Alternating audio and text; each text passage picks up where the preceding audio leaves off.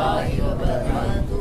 الحمد لله رب العالمين والعاقبة للمتقين والصلاة والسلام على سيد المرسلين أما بعد أعوذ بالله من الشيطان الرجيم بسم الله الرحمن الرحيم يوم يدعون إلى نار جهنم دعاء صدق الله العظيم. الصلاة والسلام عليك يا رسول الله. الصلاة والسلام عليك يا رسول الله. الصلاة والسلام عليك يا حبيب الله. الصلاة والسلام عليك يا حبيب الله. الصلاة والسلام عليك يا نبي الله. الصلاة والسلام عليك يا نبي الله. وعلى آلك وأصحابك يا نور الله صلی اللہ تعالی علیہ وسلم. میں نے جو قرآن عظیم کی آیت کریمہ پڑھی اس کا مطلب اس طریقے سے ہے کہ اللہ تبارک تعالیٰ نے قرآن عظیم میں ارشاد فرمایا تو مجرم کو دھکے جہنم کے اندر دھکے مار کر ڈالا جائے گا، ہے نا. اس کا مفہوم ہے، اس آیت کا مفہوم ہے کہ جب کسی جہنمی کو جہنم میں ڈالا جائے گا، پکڑ کر گھسیٹا جائے گا اور اسے دھکے مار کر ڈالا جائے گا.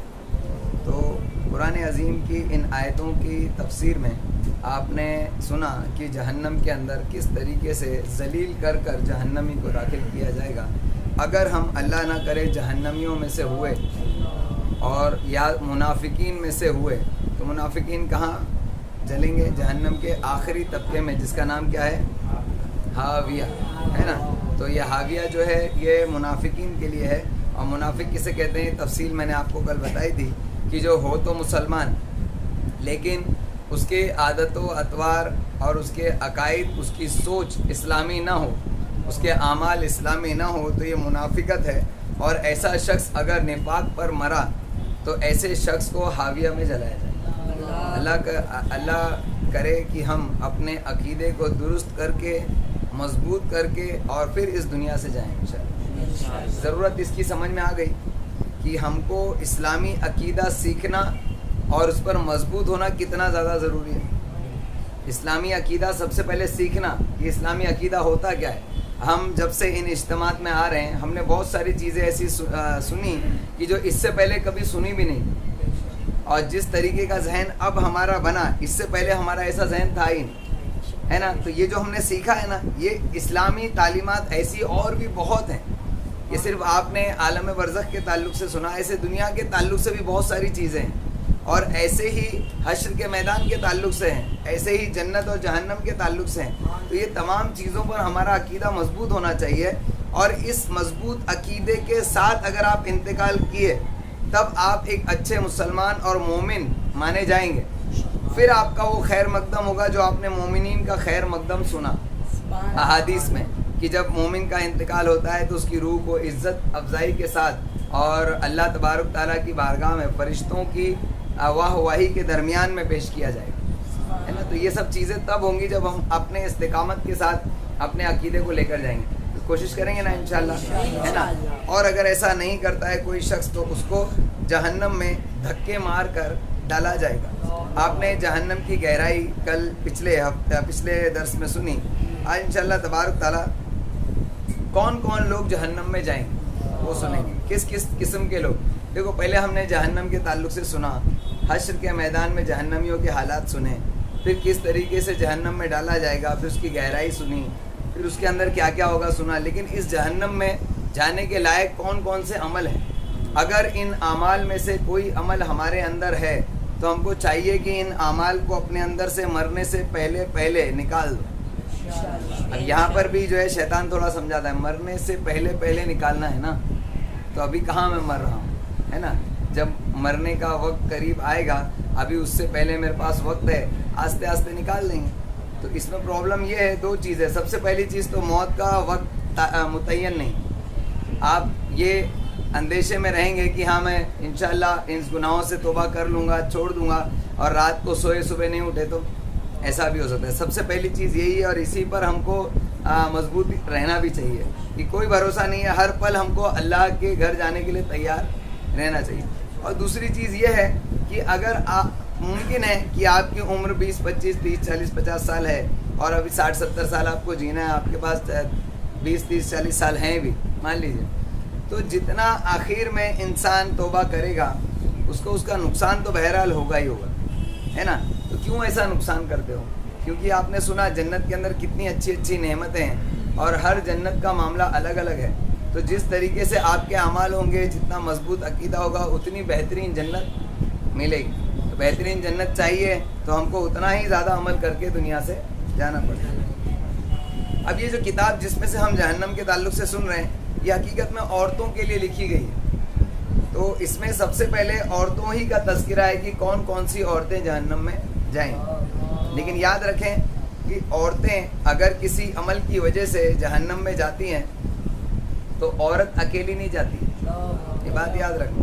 عورت اپنے باپ کو، اپنے بھائیوں کو اور اپنے شوہر کو ساتھ میں لے کے جائے گی، بیٹے کو. جو عورت جہنم میں جائے گی تو وہ عورت، بہت ساری عورتیں ایسی ہوں گی وہ زیادہ تر اپنے ان لوگوں کو لے کر جائیں، ہے نا. میں نے کیا غلط بولا تھا؟ ایک باپ، ایک شوہر، اچھا بیٹا بھی ہے. ایسا وہی نا، 3 تو صحیح تھے نا. اب چوتھا بیٹا بھی ہے. تو ممکن ہے. اور بیٹے کا معاملہ ایسا ہوتا ہے کہ بیٹے کا بہت زیادہ ماں پر چلتا نہیں ہے، اتنی اس کی حکومت نہیں چلتی یا اس کی بات سنی نہیں جاتی. لیکن جو اچھا دائی ہوتا ہے نا، اچھا دعوت دینے والا، وہ بیٹا ہو یا بیٹا تو چھوڑو، بیٹا اور ماں میں بھی ایک محبت ہوتی ہے. اگر اچھا دعوت دینے والا وہ اپنی دشمن تک بھی دعوت پہنچا دیتا ہے. جو تم سے نفرت کرتا ہے نا، اس کو بھی دعوت پہنچانے کا ایک انداز، ایک طریقہ ہوتا ہے. اگر آپ ہوشیار ہیں تو آپ اپنا کنگا ٹکلے کو بھی بیچ سکتے ہیں، کہتے ہیں نا. سمجھ رہے ہیں؟ تو یہ ایک میں صرف مثال کے طور پر بات بول رہا تھا، سمجھنے والی چیز ہے. تو ہر کسی کو چاہیے کہ وہ اپنے گھر کی عورتوں کو اس چیز سے بچانے کی کوشش کرے. حدیث پاک میں حافظ شمس الدین ذہبی رحمۃ اللہ علیہ نے اپنی کتاب الکبائر میں نقل فرمایا، جس سے پتہ چلتا ہے کہ کون کون سی عورتیں جہنم میں جائیں. ذرا توجہ سے سنیے گا. ان گناہوں سے بچیے گا تاکہ اللہ تبارک تعالیٰ جہنم سے محفوظ فرما دیں. ایک مرتبہ حضرت علی رضی اللہ تعالیٰ عنہ، سیدہ فاطمہ الزہرا رضی اللہ تعالیٰ عنہ دونوں نے ارادہ کیا کہ نبی کریم صلی اللہ تعالیٰ علیہ وسلم کی زیارت کے لیے جائیں. چنانچہ محبوب خدا صلی اللہ تعالیٰ علیہ وسلم کی خدمت میں حاضر ہوئے. جب آ کر دیکھا تو نبی کریم صلی اللہ تعالیٰ علیہ وسلم کی آنکھوں میں آنسو جاری تھے. رو رو کر آنکھیں سرخ ہو چکی تھی. دونوں بڑے حیران ہوئے. دونوں نے عرض کی ہے، اے اللہ کے محبوب صلی اللہ تعالیٰ علیہ وسلم، آپ کے رونے کی کیا وجہ ہے؟ کس چیز نے آپ کو غمزدہ کیا؟ کس چیز نے آپ کو رلایا کہ آپ کی آنکھیں سرخ ہو چکی ہیں؟ نبی کریم صلی اللہ تعالیٰ علیہ وسلم نے فرمایا، میری پیاری بیٹی فاطمہ، میں اس وقت بیٹھا تھا، مجھے یاد آ گیا جب میں معراج پر گیا تھا تو میں نے اپنی امت کی کچھ عورتوں کو جہنم میں عذاب ہوتے ہوئے دیکھا تھا. مجھے ان کا خیال آ گیا اور اس وجہ سے میری آنکھوں میں آنسو آ گئے. حضور علیہ الصلوۃ والسلام کی یہ سنت ہے. یہ حضور علیہ الصلوۃ والسلام اپنی امتیوں کے لیے غم کیا کرتے ہیں. ہم کو بھی چاہیے کہ ہم اپنے سرکار علیہ الصلوۃ والسلام کی امتی، یعنی جو ہمارے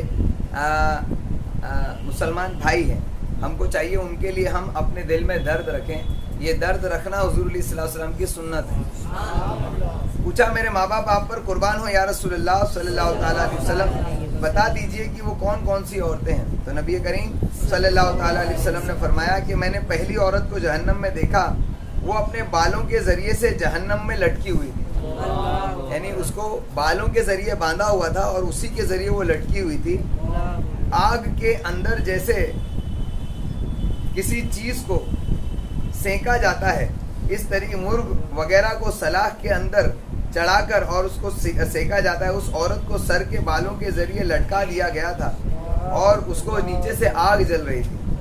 تو یہ لٹکی ہوئی تھی اور اس کا دماغ ہنڈی میں جس طریقے سے کوئی چیز ابلتی ہے اسی طریقے سے اس کا دماغ ابل رہا تھا اور اس کا جسم جل رہا تھا. اب ذرا سوچئے کہ بات ہے، سوچنے کی بات ہے کہ اگر کسی عورت کو بالوں سے پکڑ کر کھینچا جائے اس کو کتنی تکلیف ہوگی، اور اس سے بھی زیادہ اگر اس کو بالوں کے ذریعے لٹکا دیا جائے تو اور زیادہ تکلیف ہوگی، اور اگر اس کے نیچے سے آگ بھی جل رہی ہو تو کتنی زیادہ تکلیف ہوگی.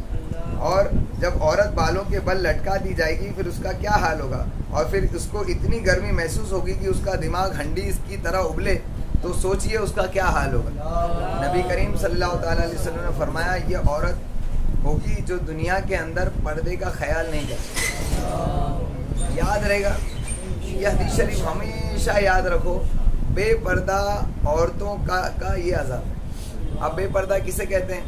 ہمارے گھر کی عورتیں اگر بے پردہ یعنی وداؤٹ برقعے کے, بنا پردے کے, اگر جو بالغ ہو گئی, جو ہمارے گھر کی بچیاں بالغ ہو گئی ہیں, ہماری عورت تو بالغ ہوتی ہے, ماں تو بالغ ہوتی ہے, تو اگر یہ گھر سے نکلتی ہیں بے پردہ, اور بے پردے کا مطلب صرف برقع ہی نہیں, اگر اس طریقے سے اگر وہ چادر لیتی ہیں کہ وہ برقعے سے بھی بہتر, اگر نیچے پیروں تک کے پردہ ہو تو بھی اس میں کوئی مذائقہ نہیں, کیونکہ بہت سارے علاقوں کے اندر عورتیں جو زیادہ عمر کی عورتیں ہوتی ہیں وہ اس طریقے سے چادر لپیٹتی ہیں, اور سرکار علیہ الصلوۃ والسلام کے دور میں برقع تھا بھی نہیں, آج کا جو برقع ہے وہ تھا بھی نہیں, اور برقعے سے بہتر چادر ہوتی.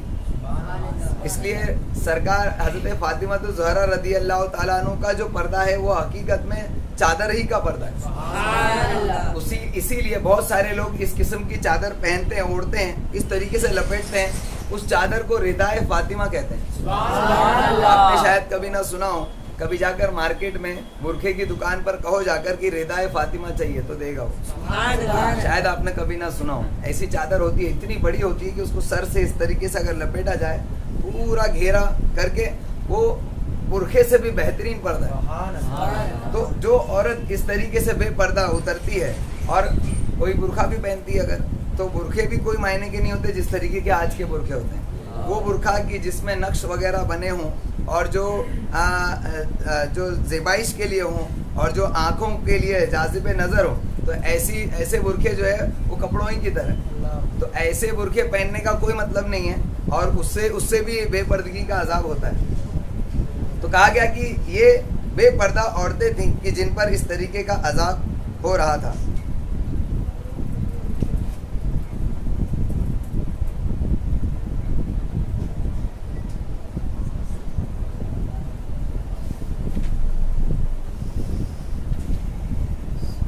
اور یہ ان کے دماغ کا قصور تھا کہ یہ بے پردگی کے کچھ نہیں سمجھتی تھی. آج کل بہت ساری عورتیں ہوتی جو بے پردگی کو کوئی گناہ سمجھتی نہیں, کیا ہوتا ہے کچھ نہیں ہوتا ایسا سمجھتی ہے. اور بہت ساری عورتوں کو عادت ہوتی ہے کہ اتنی ساری عورتیں جاتی ہیں تو میں بھی جاتی ہوں, کیا فرق پڑتا ہے, ایسا سوچتی ہیں. اور بولے کون دیکھا, اور بہت ساری ایسی سیدھی سادھی عورتیں بھی ہوتی ہیں, سوچتی ہیں ارے کون دیکھے گا.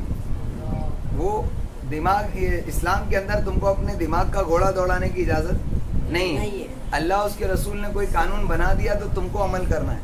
اگر کوئی عورت اتنی بوڑھی ہے کہ وہ ہلتی ہے, مان لیجیے اتنی بوڑھی ہے, اور پوری اس کے جسم پر جھریاں ہیں, چہرے پر جھریاں, اس کو بھی پردے کا حکم. اب وہ اگر یہ سوچے کہ مجھ کو کون دیکھے گا ابھی تو ماں کی نظر سے دیکھے گا, ایسا وہ سوچے تب بھی اس کو گناہ ہے اگر وہ ایسی نکل جائے. کیونکہ حکم تو حکم ہے اللہ اس کے رسول کا, چاہیے کہ ہم کو اس پر عمل کریں. اس لیے اللہ تعالیٰ دماغ کو اتنا گرم کرے گا کہ دماغ اس کا کھول رہا ہوگا, کیونکہ یہ اس کے دماغ کا فطور تھا. ابھی عورتوں کے لیے کو چھوڑ دو کہ کسی عورت کے دماغ کا فطور تھا, ہمارے دماغوں میں بھی ایسے بہت سارے فطور چلتے ہیں. کیا ہوتا ہے, چلتا ہے, جو ہوگا دیکھ لیا جائے گا, ارے اس میں کون سی بڑی بات ہے, یہ سب ہمارے دماغ کے فطور ہیں نا. تو اسی لیے جہنم کا سب سے کم تر عذاب کیا ہے پتہ ہے؟ آگ کے جوتے پہنائے جائیں گے. جو سب سے کم درجے کا جہنمی ہوگا نا, جس کے سب سے کم گناہ ہوں گے اور وہ جہنم میں جائے گا, اس کو آگ کے ایسے جوتے پہنائے جائیں گے کہ جس کی گرمی سے اس کے سر کے اندر اس کا دماغ ایسے کھولے گا جس طریقے سے ہانڈی کے اندر پانی ڈالا جائے تو ابلتا ہے نا, کھڑکھڑ کھڑکھڑ کر کے ابلتا ہے, تو اس طریقے سے اس کا دماغ اس کے سر میں ابلے گا. یہ کم سے کم تر عذاب ہے. کیوں؟ کیونکہ سارے جتنے بھی بےہودگیاں اور گناہ کے جو باتیں ہوتی ہیں نا, وہ دماغ سے ہی شروع ہوتی ہیں. تو اللہ تبارک تعالیٰ اس کا عذاب دماغ پر کرے گا. یہاں پر رک کر ٹھہر کر تھوڑا اس چیز کو کلیکٹ کر کے اور اپنے ذہن میں دماغ میں رکھ لیں کہ کبھی بھی جب تمہارا دماغ الٹا چلے, اسلام کے قانون کے خلاف چلے, الٹا چلے, تو سمجھ لینا کہ تمہارا دماغ کھولنے کے لیے تیار ہے. یاد رہے گا, کبھی بھی غلط مت سوچو, نیگیٹو مت سوچو, اسلام کے اپوز मत सोचो कि क्या होता है, चलता है, समझ में आया, ये गुनाह कर लिया तो क्या हुआ, कितने लोग तो करते हैं। ये आपके दिमाग का गुनाह है जिसकी वजह से आपको अजाब होगा। और ये सिर्फ औरतों के लिए नहीं बल्कि हम सब के लिए। तो क्योंकि ये दिमाग का फतूर था इसलिए उनका दिमाग खोलेगा। नबी करीम सल्लल्लाहु अलैहि वसल्लम ने फरमाया कि ये वो औरत है जो पर्दे का ख्याल नहीं करती थी। आजकल की बच्चियां अपने कज़िनों से तो पर्दा ही नहीं करती। कज़िन जो होते हैं, चचेरी बहन, ममेरी बहन, इन लोगों से भी इसके लिए हमको चाहिए कि हम पर्दा करें। और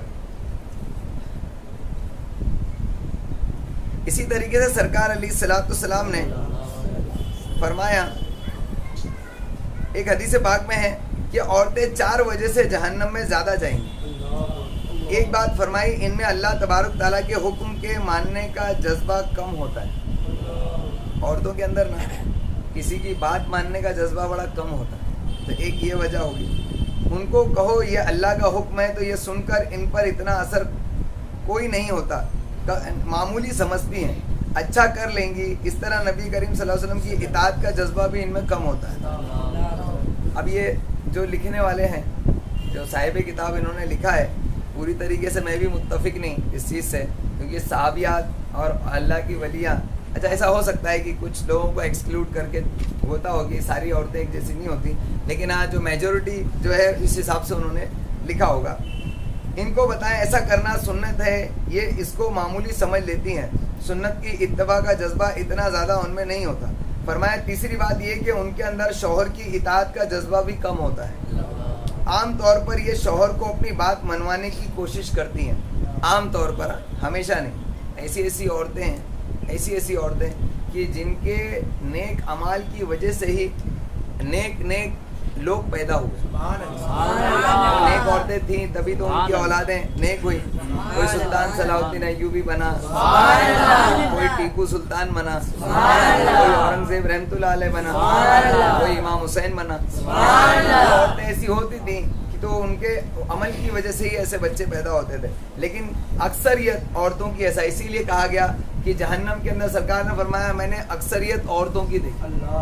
उसकी वजह भी यही है, अपने रंग में ढालने की, औरतों में कोशिश करने की एक आदत होती है कि हर किसी को अपने रंग में डालें और अपने मतलब मातहत चलाएं। कहती हैं कि शौहर हमारे हाथ में आ जाए, हमारी हर बात मानने लगे। ये मानने की बजाय मनवाने की कोशिश ज़्यादा करती हैं, अक्सर, हाँ सारी नहीं। इसी वजह से ये शौहरों से बदतमीज़ी भी कर जाती हैं और इस वजह से जहन्नम की मुस्तहिक होती हैं। इसमें भी मर्द का हाथ होता है। शुरुआत से ही अगर औरत को, या जैसे देखिए मान लीजिए कोई औरत है जो बिगड़ी हुई है, उसकी शुरुआत कहाँ से होती है मालूम है? उसके बाप से। जब वो छोटी सी थी, अपने बाप के गोद में जब खेलती थी, बाप ने अगर उस पर ध्यान दिया होता तो वो आज इस तरीके से शौहर पर जुल्म नहीं करती। तो क्योंकि बाप ही को चाहिए कि वो अपनी बच्चियों को सही से समझाए ताकि फ्यूचर में जाकर वो इताअत गुजार बने। और जो औरतें, जो लड़कियां, जो औरतें बनी और उसके बाद में वो इताअत गुजार बनी, उसकी वजह उनके माँ बाप ही थे।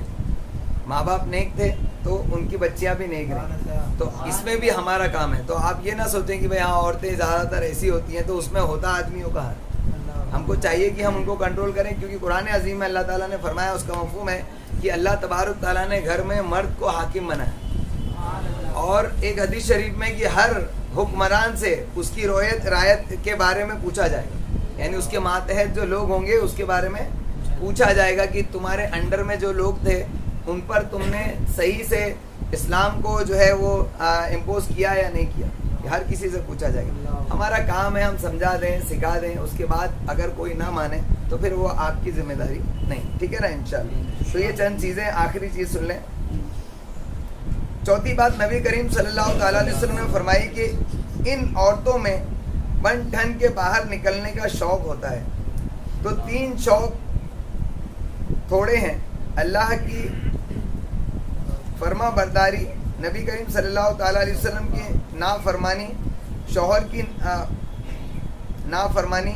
मगर एक शौक़ बहुत ज़्यादा होता है और उसको कहते हैं बन ठन कर संवर कर बाहर निकलना। यानी ये 3 चीज़ तो, अल्लाह की नाफरमानी, شوہر کی نافرمانی, حضور صلی اللہ علیہ وسلم کی نافرمانی تو ہوتی ہے, لیکن سب سے زیادہ جو پرابلم والی چیز ہوتی ہے جو عورتوں کو جہنم میں لے کے جائے گی, سرکار کی ایک حدیث کا مفہوم.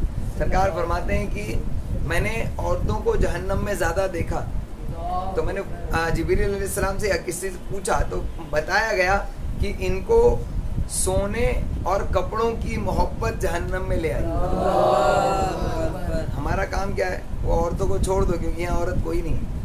ہمارا کام کیا ہے کہ اپنی بچیوں کو, اپنی بہنوں کو, اپنی ماؤں کو یہ حدیث سنائیں اور ان کو اس سے بچانے کی کوشش کریں کہ کپڑوں اور سونے کی محبت سے دور رہو. ٹھیک ہے, یہ ہمارا کام ہے. آپ اپنا کام کر دو, اس کے بعد وہ سمجھیں, ان کو عمل کریں گے تو پھر آپ کو ملیں گے انشاءاللہ اوپر. اور اگر آپ چاہتے ہیں کہ وہ آپ کو ملے تو آپ ان پر محنت کیجئے انشاءاللہ. اور آپ نہیں چاہتے کہ وہ اوپر آپ کو ملا, آپ کی بہن, آپ کی ماں آپ کے ساتھ میں ہوں, آپ چاہتے ہیں تو آپ کو ان پر محنت کرنی پڑے گی. اور ان کو اس خوف سے جو ہے سمجھاؤ. اگر آپ بھی اس میں سیریس ہوں گے تبھی تو سمجھائیں گے. ہم خود سیریس نہیں ہوں گے تو ہم کیا سمجھائیں گے؟ اور جس کا عقیدہ مضبوط ہوتا ہے, جو اپنے گھر والوں کو برے اعمال میں دیکھ کر سوچتا ہے کہ یہ تو جہنم میں گرنے کے کام ہے, تو وہ اس کو اتنا سیریسلی بچانے کی کوشش کرتا ہے. اب ہم ہی کانفیڈنٹ نہیں ہیں, ہم ہی شک میں پڑے ہوئے ہیں, تو ہم اس کو کیا سمجھیں گے؟ اور یہی وجہ ہوتی, دین کا کام سیریسلی وہی شخص کرتا ہے کہ جو خود کانفیڈنٹ ہو, جس کا عقیدہ خود درست ہو اور مضبوط ہو, اور جس کا یقین مضبوط ہو. کامل تو میں نہیں کہتا, کیونکہ یقین ہے کامل تو انسان کو ولی بنا دیتا ہے نا. جتنا مضبوط انسان میں یقین ہوگا وہ اتنا ہی زیادہ دین کا کام کرے گا. اللہ کے واسطے ان چیزوں کو کریں گے نا انشاءاللہ. انشاءاللہ تعالیٰ باقی اور بہت کچھ ہے, کل انشاءاللہ سنیں گے. اللہ تبارک تعالیٰ سے دعا ہے اللہ تبارک تعالیٰ کہنے سننے سے زیادہ عمل کرنے کی توفیق عطا فرمائے.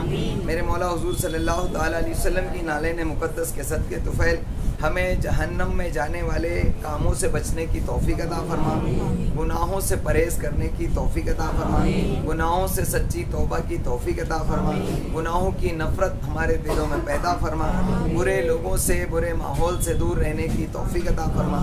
حضور علیہ الصلوۃ والسلام کی محبت میں زندہ رکھ, انہیں کی محبت میں موت عطا فرما.